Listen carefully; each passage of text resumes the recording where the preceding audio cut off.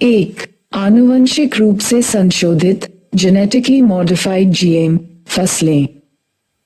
1.1 GM फसलें क्या हैं?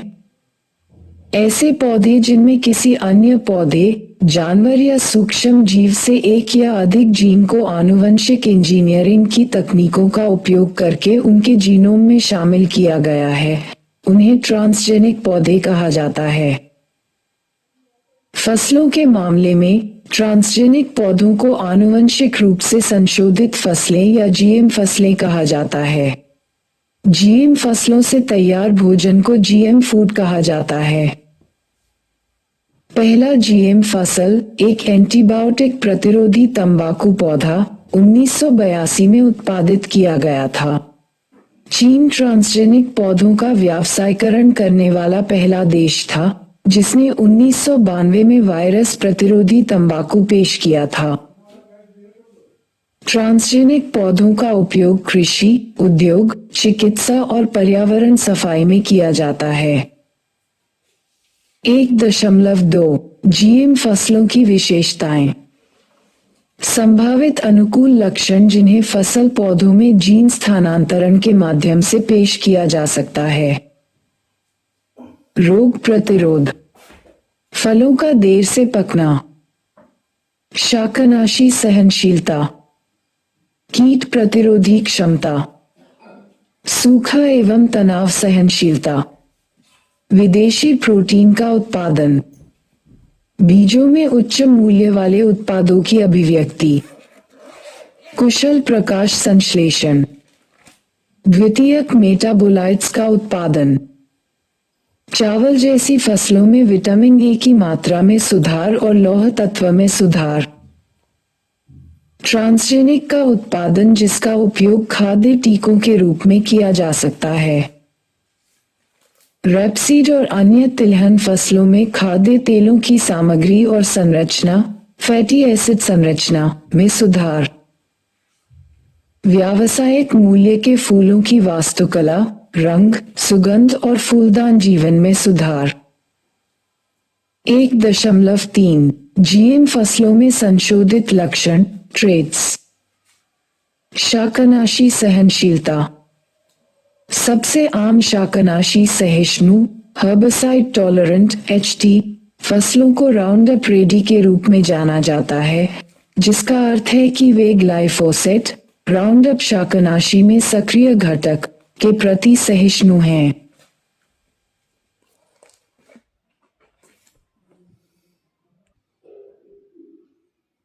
राउंडअप रेडी फसलों को एंजाइम के प्रतिरोधी रूप का उत्पादन करने के लिए इंजीनियर किया गया है, इसलिए वे ग्लाइफोसेट के छिड़काव के बाद भी स्वस्थ रहते हैं। कीट प्रतिरोध। कीट प्रतिरोधी फसलों में मिट्टी के जीवाणु बैसिलस thuringiensis BT के जीन होते हैं। बीटी प्रोटीन के एक समूह का उत्पादन करता है जिसे बीटी विष के रूप में जाना जाता है, जो कुछ कीड़ों के लिए विषाक्त होते हैं, लेकिन लाभकारी कीड़ों या अन्य जानवरों को नुकसान नहीं पहुंचाते हैं। बीटी का उपयोग जैविक खेती में कीटनाशक स्प्रे के रूप में किया जाता है। आनुवंशिक संशोधन द्वारा कई फसलों में कई बीटी विषाक्त पदार्थों के जीन शामिल किए गए हैं। वायरस प्रतिरोध। हवाई के पपीता उद्योग को पुनर्जीवित करने के लिए आनुवंशिक संशोधन का उपयोग किया गया है, क्योंकि 1990 के दशक में पपीता रिंग स्पॉट वायरस ने इसके बागानों को लगभग नष्ट कर दिया था। इस वायरस के प्रति प्राकृतिक प्रतिरोध वाली पपीते की कोई ज्ञात प्रजाति नहीं है, लेकिन वायरस से ही पपीते में एक जीन जोड़कर प्रतिरोधी पपीता उपभेद तैयार किए गए। 1.4 पौधों में जीन स्थानांतरण के तरीके। पादप परिवर्तन की विधियां अधिकतर उपयोग करती हैं। 1. प्रत्यक्ष जीन स्थानांतरण विधियां। 2. एग्रोबैक्टीरियम मध्यस्थता परिवर्तन। 3. वायरस की मध्यस्थता से जीन स्थानांतरण। 4. फ्लोरल डिप विधि। उपरोक्त विधियों में से एग्रोबैक्टीरियम मध्यस्थता परिवर्तन और कण बमबारी बायोलिस्टिक्स नियमित उपयोग में सबसे महत्वपूर्ण और सबसे प्रभावी प्रत्यक्ष जीन स्थानांतरण विधि हैं। एग्रोबैक्टीरियम आधारित जीन स्थानांतरण। एग्रोबैक्टीरियम मिट्टी से पैदा होने वाले ग्राम नेगेटिव बैक्टीरिया की एक प्रजाति है जो पौधों में ट्यूमर पैदा करने के लिए क्षैतिज जीन स्थानांतरण का उपयोग करता है। एग्रोबैक्टीरियम टूम्फेशियंस इस जीनस में सबसे अधिक अध्ययन की जाने वाली प्रजाति है। ए टूम्फेशियंस पौधों में क्राउन पिथ रोग का कारण बनता है। एग्रोबैक्टीरियम अपने और पौधों के बीच डीएनए स्थानांतरित करने की अपनी क्षमता के लिए अद्वितीय है। ये प्लास्मिड के टीडीएनए भाग को पौधे में स्थानांतरित कर सकता है और इस कारण से यह आनुवंशिक इंजीनियरिंग द्वारा पौधों के सुधार के लिए एक महत्वपूर्ण उपकरण बन गया है। इसे प्रकृति का जेनेटिक इंजीनियर भी कहा जाता है। एग्रोबैक्टीरियम विधि को चित्र में समझाया गया है। एग्रोबैक्टीरियम आमतौर पर एक बीजपत्री पौधों की प्रजातियों को संक्रमित नहीं करता है, लेकिन ये द्विबीजपत्री प्रजातियों के लिए बहुत प्रभावी है। एग्रोबैक्टीरियम को आनुवंशिक सामग्री के मूल स्रोत के रूप में सूचीबद्ध किया गया है जिसे इन खाद्य पौधों में स्थानांतरित किया गया था।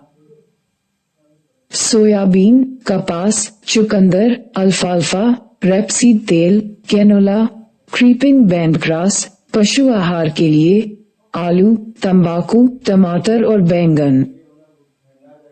कण बमबारी बायोलिस्टिक्स। चावल, गेहूं की अधिकांश किस्मों आदि जैसी अनाज की फसलों को आनुवंशिक रूप से बदलने के लिए बायोलिस्टिक्स सबसे महत्वपूर्ण और सबसे प्रभावी प्रत्यक्ष जीन स्थानांतरण विधि है।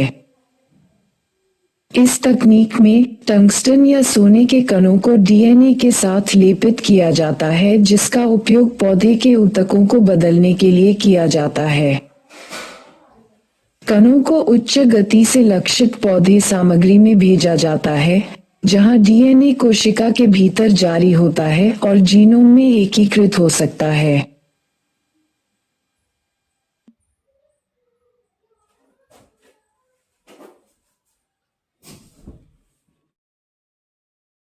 आंशिक रूप से इंजीनियर्ड फसलों के अनुप्रयोग। लक्ष्य शाकनाशी सहनशीलता।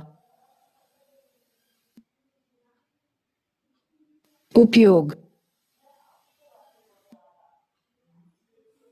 अंकुर निकलने के बाद अंकुर निकलने से पहले की आवश्यकता से कम मात्रा में शाकनाशी का उपयोग करना। विशिष्ट विधि एंजाइम के लिए जीवाणु जीन का परिचय देना जो शाकनाशी को नष्ट कर देता है या जो पौधे के चयापचय के बाधित बिंदु को बाईपास कर देता है। रूपांतरित फसलों के उदाहरण सोयाबीन, कनोला, मक्का और कपास। कीट प्रतिरोध कीटनाशक छिड़काव के बिना नुकसान कम करना। बैसिलस थुरिजिएंसिस जीवाणु से जीन का सम्मिलन कई प्रकार के कीटों के प्रति प्रतिरोध प्रदान करता है। मकई, यूरोपीय मकई बोरर के खिलाफ, कपास, बॉलवर्म के विरुद्ध, आलू, कोलोराडो बीटल के विरुद्ध।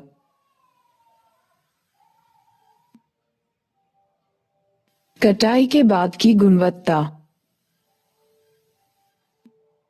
शेल्फ जीवन में वृद्धि और परिवहन और फसल में नुकसान कम हो जाता है। पॉलीगैलेक्टोरोनेज या अन्य पकने वाले एंजाइमों की संशोधित गतिविधि। टमाटर चिंता के क्षेत्र आनुवंशिक रूप से संशोधित खाद्य पदार्थों के उपयोग को विनियमित करने के लिए चिंता के कई क्षेत्र हैं। इसमें विषाक्तता, एलर्जेनिसिटी, कैरियोजेनेसिटी, खाद्य असहिष्णुता और पोषण मूल्य शामिल हैं। चिंता के महत्वपूर्ण मुद्दे इस प्रकार हैं। लंबी अवधि में प्राकृतिक रूप से विकसित हुई जैविक अवस्थाओं या प्रक्रियाओं में अनावश्यक हस्तक्षेप। आनुवंशिक हेरफेर के सभी संभावित नकारात्मक प्रभावों को पूरी तरह से समझने में आधुनिक विज्ञान की सीमाएं। खाद्य श्रृंखला में जीएमओ की सुरक्षा संबंधी चिंताएं। ऐसे मुद्दे जीएमओ खाद्य पदार्थों में नए एलर्जी पैदा कर सकते हैं या एंटीबायोटिक प्रतिरोध के प्रसार में योगदान कर सकते हैं। परंपरागत रूप से उगाए गए फसली पौधों को संशोधित पौधों के पराग से पार परागण प्रजनन किया जा सकता है। जीएमओ बेहतर रूप से अनुकूलित और कभी-कभी अधिक तनाव और रोग सहनशील होने के कारण एक समुदाय में एक आक्रामक प्रजाति के रूप में विकसित हो सकते हैं और इस प्रकार पारिस्थितिकी तंत्र की विविधता को खतरे में डाल सकते हैं। शाकनाशी के अत्यधिक उपयोग जैसी अस्थिर प्रथाओं को बढ़ावा देना, जो शाकनाशी सहिष्णु पौधों, जो शाकनाशी के अधिक छिड़काव का सामना कर सकते हैं, के विकास के बाद हो रहा है। इसके अतिरिक्त फसल पौधों में शाकनाशी सहिष्णु ट्रांसजेनिक के खिलाफ विभिन्न तर्क हाल ही में सामने आए हैं।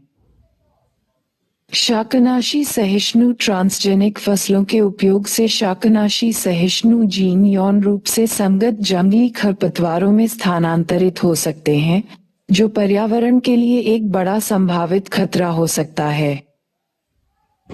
ट्रांसजेनिक फसलें सुपरवीड बना सकती हैं। ये वास्तव में शाकनाशियों के उपयोग को कम करने के बजाय कुछ शाकनाशियों पर निर्भरता बढ़ाएगा। यदि ट्रांसजेनिक फसलों से जीन प्रवाह के माध्यम से खरपतवार ऐसे शाकनाशियों के प्रति प्रतिरोध विकसित कर लेते हैं, तो इससे खरपतवार नियंत्रण की समस्या बढ़ सकती है। न केवल पर्यावरणीय रूप से तुलनात्मक रूप से स्वीकार्य शाकनाशी के लिए, बल्कि पुराने, अधिक विषैले और लगातार बने रहने वाले उत्पादों के लिए भी शाकनाशी सहिष्णुता की मांग की जा रही है। खरपतवार नियंत्रण के गैर रासायनिक साधन, जैसे कि फसल चक्र, सघन रोपण, कवर फसल, रिज जुताई और अन्य, हालांकि किसानों के लिए श्रम प्रधान है, किसी भी शाकनाशी के उपयोग से बेहतर हैं। ट्रांसजेनिक पौधों को जारी करने में जीन प्रवाह प्राथमिक जोखिम है। 3. भारत में जीएम फसलों की खेती। 3.1 परिचय। बीटी कपास एकमात्र जीएम फसल है जिसे 2002 में भारत सरकार द्वारा व्यावसायिक खेती के लिए मंजूरी दी गई है। आईसीआर द्वारा बीटी कपास के प्रभाव पर दीर्घकालिक अध्ययन किए गए, जिसमें मिट्टी, माइक्रोफ्लोरा और पशु स्वास्थ्य पर कोई प्रतिकूल प्रभाव नहीं दिखा। विज्ञान और प्रौद्योगिकी, पर्यावरण और वन पर संसदीय स्थायी समिति ने 25 अगस्त 2017 को संसद को आनुवंशिक रूप से संशोधित फसलें और पर्यावरण पर इसके प्रभाव पर एक रिपोर्ट सौंपी। रिपोर्ट में सिफारिश की गई है कि जीएम फसलों को इसके लाभ और सुरक्षा के महत्वपूर्ण वैज्ञानिक मूल्यांकन के बाद ही देश में पेश किया जाना चाहिए, और जीएम फसलों के निष्पक्ष मूल्यांकन के लिए नियामक ढांचे के पुनर्गठन की भी सिफारिश की गई है। 3.2 बीटी कपास। 2002 में जेनेटिक इंजीनियरिंग मूल्यांकन समिति, genetic engineering appraisal committee (GEAC) द्वारा बीटी कपास हाइब्रिड कपास बॉलवर्म प्रतिरोधी किस्मों की व्यावसायिक रिलीज के लिए मंजूरी दी गई थी। हर्बिसाइड टॉलरेंट बीटी (HTBT) कपास बीटी कपास का एक और प्रकार है। ये संस्करण संशोधन की एक और परत जोड़ता है, जिससे पौधे को शाकनाशी ग्लाइफोसेट के प्रति प्रतिरोधी बना दिया जाता है। हालांकि इसे नियामकों द्वारा अनुमोदित नहीं किया गया है। आशंकाओं में ग्लाइफोसेट का कार्सिनोजेनिक प्रभाव होना, साथ ही परागण के माध्यम से आसपास के पौधों में शाकनाशी प्रतिरोध का अनियंत्रित प्रसार, विभिन्न प्रकार के सुपरवीड्स का निर्माण शामिल है। इसके अलावा बीटी कपास का कपास की उपज पर बहुत कम प्रभाव पड़ता है और हालांकि इससे कीटनाशकों के उपयोग में प्रारंभिक कमी आ सकती है, लेकिन अब कीटों की आबादी में कीटनाशक प्रतिरोध के कारण ये प्रभाव कम हो रहा है। 3.3 बीटी बैंगन। बैंगन शूट फ्लाई प्रतिरोधी बीटी बैंगन को 2009 में जीईएसी द्वारा अनुमोदित किया गया था, लेकिन भारत के सर्वोच्च न्यायालय द्वारा नियुक्त तकनीकी विशेषज्ञ समिति द्वारा जीएम फसलों पर 10 साल की रोक के कारण व्यावसायीकरण पर कोई आगे की कार्रवाई नहीं की गई है। 2020 में जीईएसी ने फिर से 8 राज्यों 2020-23 के दौरान में स्वदेशी रूप से विकसित बीटी बैंगन की 2 नई ट्रांसजेनिक किस्मों के जैव सुरक्षा अनुसंधान क्षेत्र परीक्षणों की अनुमति दी है। संबंधित राज्यों से अनापत्ति प्रमाण पत्र लेने और इस उद्देश्य के लिए अलग अलग भूमि की उपलब्धता की पुष्टि के बाद ही इसकी अनुमति दी गई है। बैंगन हाइब्रिड की ये स्वदेशी ट्रांसजेनिक किस्में अर्थात जनक और BSS 793, जिनमें बीटी क्रायाफेराजीन इवेंट 142 शामिल है, को राष्ट्रीय पादप जैव प्रौद्योगिकी संस्थान ICAR द्वारा विकसित किया गया है। 3.4 धारा मस्टर्ड हाइब्रिड -11। जीईएसी ने 2022 में सरसों के आनुवंशिक रूप से इंजीनियर संस्करण धारा मस्टर्ड हाइब्रिड -11 DMH11 के पर्यावरणीय रिलीज को मंजूरी दे दी है। यदि इसे व्यावसायिक खेती के लिए मंजूरी मिल जाती है तो ये भारतीय किसानों के लिए उपलब्ध पहली आनुवंशिक रूप से संशोधित खाद्य फसल होगी। 3.4.1 DMH11 क्या है? DMH11 दिल्ली विश्वविद्यालय के centre for genetic manipulation of crop plants के शोधकर्ताओं द्वारा विकसित सरसों का एक हाइब्रिड संस्करण है। DMH11, जहां 11 पीढ़ियों की संख्या को संदर्भित करता है, जिसके बाद वांछनीय लक्षण प्रकट होते हैं, 2 किस्मों के बीच एक मिश्रण का परिणाम है, वरुणा और प्रारंभिक हीरा -21। ये क्रॉस बार्नेज और बारस्टार नामक 2 मिट्टी के जीवाणुओं से जीन को शामिल करने के बाद किया गया था। वरुणा में बार्नेज एक अस्थायी बांझपन उत्पन्न करता है, जिसके कारण ये स्वाभाविक रूप से स्वपरागण नहीं कर पाता है। हीरा में बारस्टार बार्नेज के प्रभाव को रोकता है, जिससे बीज पैदा होते हैं। नतीजा यह है कि DMH11 न केवल बेहतर पैदावार देता है, बल्कि उपजाऊ भी है। 3.4.2 क्या हाइब्रिड सरसों की किस्में बेहतर हैं? भारतीय कृषि अनुसंधान परिषद Indian council of agricultural research ICAR द्वारा 3 वर्षों में किए गए परीक्षणों से पता चलता है कि DMH11 की पैदावार अपने मूल वरुणा की तुलना में 28% अधिक है और स्थानीय किस्मों की तुलना में 37% बेहतर है। DMH11 बार्न से बारस्टार प्रणाली की सफलता के प्रमाण का संकेत देता है, जो नए हाइब्रिड विकसित करने के लिए एक प्लेटफॉर्म तकनीक के रूप में कार्य कर सकता है।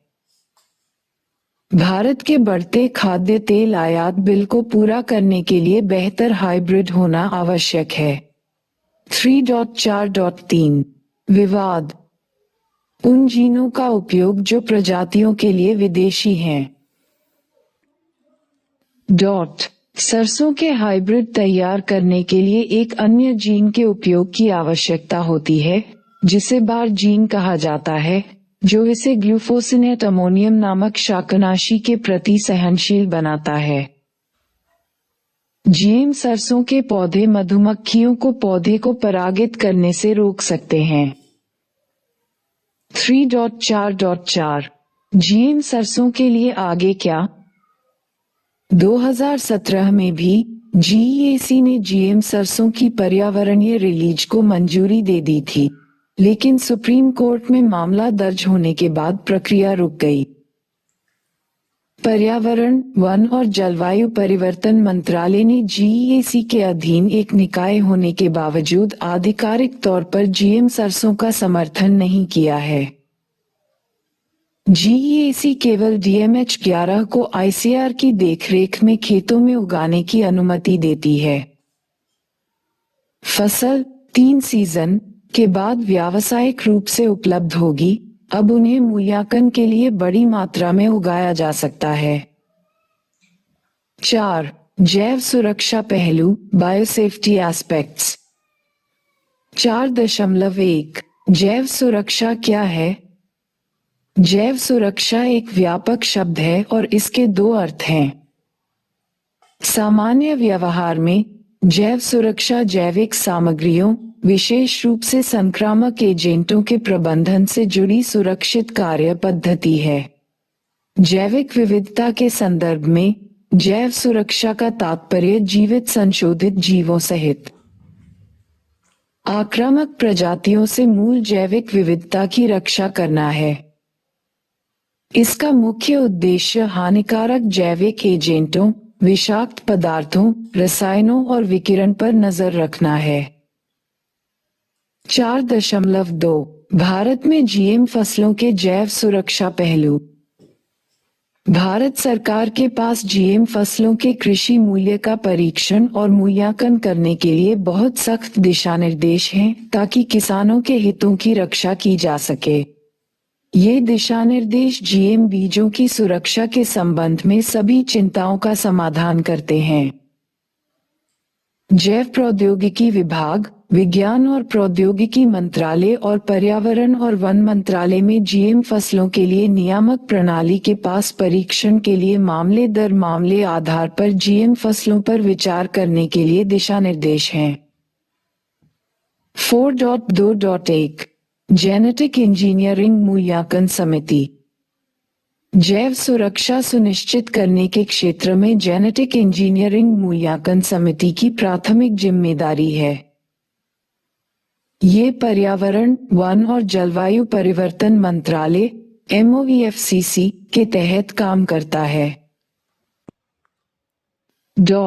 समिति नियम 1989 के प्रावधानों के अनुसार पर्यावरणीय दृष्टिकोण से अनुसंधान और औद्योगिक उत्पादन में खतरनाक जीवित सूक्ष्मजीवों और पुनः संयोजकों के बड़े पैमाने पर उपयोग से जुड़ी गतिविधियों के अनुमोदन के लिए एक वैधानिक निकाय के रूप में कार्य करती है। समिति नियम 1989 के प्रावधानों के अनुसार प्रायोगिक क्षेत्र परीक्षणों सहित पर्यावरण में आनुवंशिक रूप से इंजीनियर जीवों और उत्पादों को जारी करने से संबंधित प्रस्तावों के अनुमोदन के लिए जिम्मेदार है। समिति जोखिम श्रेणी में आने वाले जीवित संशोधित जीवों लिविंग मॉडिफाइड ऑर्गेनिजम्स LMOS के उपयोग से जुड़े प्रस्तावों के अनुमोदन के लिए जिम्मेदार है और पुनः संयोजक फार्मास्यूटिकल उत्पादों के निर्माण, आयात में या जहां पुनः संयोजक फार्मास्यूटिकल उत्पादों का अंतिम उत्पाद LMO है के लिए भी जिम्मेदार है। GEAC के मुख्य कार्य: व्यावसायिक अनुप्रयोगों के लिए GMO और उनके उत्पादों के उपयोग की अनुमति देना। पर्यावरण संरक्षण अधिनियम 1986 के तहत अनुसंधान और अनुप्रयोगों दोनों के लिए GMO के प्रतिबंध या निषेध, उत्पादन, बिक्री, आयात और उपयोग के लिए उत्पादकों को अपनाना। बड़े पैमाने पर क्षेत्र परीक्षणों के संचालन, बड़े पैमाने पर क्षेत्र परीक्षण डेटा के मूल्यांकन और पर्यावरण में ट्रांसजेनिक फसलों को जारी करने के लिए अंतिम मंजूरी देना। बड़े पैमाने पर उत्पादन और GMO और उसके उत्पादों को पर्यावरण में जारी करने को अधिकृत करना।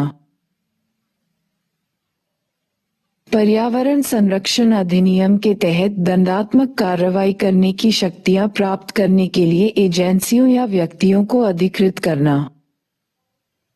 4.2.2 नियम 1989 प्रयोगशाला स्तर पर और व्यावसायिक अनुप्रयोगों में जीएमओ और उनके उत्पादों पर शोध कार्य को सुविधाजनक बनाने और विनियमित करने के लिए भारत सरकार ने पर्यावरण और वन मंत्रालय के माध्यम से पर्यावरण संरक्षण अधिनियम 1986 के प्रावधानों के तहत 1989 में खतरनाक सूक्ष्म जीवों, आनुवंशिक रूप से इंजीनियर जीवों या कोशिकाओं के निर्माण, उपयोग, आयात, निर्यात और भंडारण के लिए नियम अधिसूचित किए।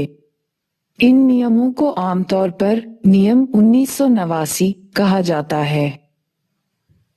ये नियम MOEFCC, जैव प्रौद्योगिकी विभाग, DBT, विज्ञान और प्रौद्योगिकी मंत्रालय और राज्य सरकारों द्वारा नियमों के तहत अधिसूचित 6 सक्षम प्राधिकारियों के माध्यम से कार्यान्वित किए जाते हैं, जो इस प्रकार हैं। पुनः संयोजक डीएनए सलाहकार समिति, recombinant DNA advisory committee RDAC, संस्थागत जैव सुरक्षा समिति, इंस्टीट्यूशनल बायोसेफ्टी कमिटी IBSC,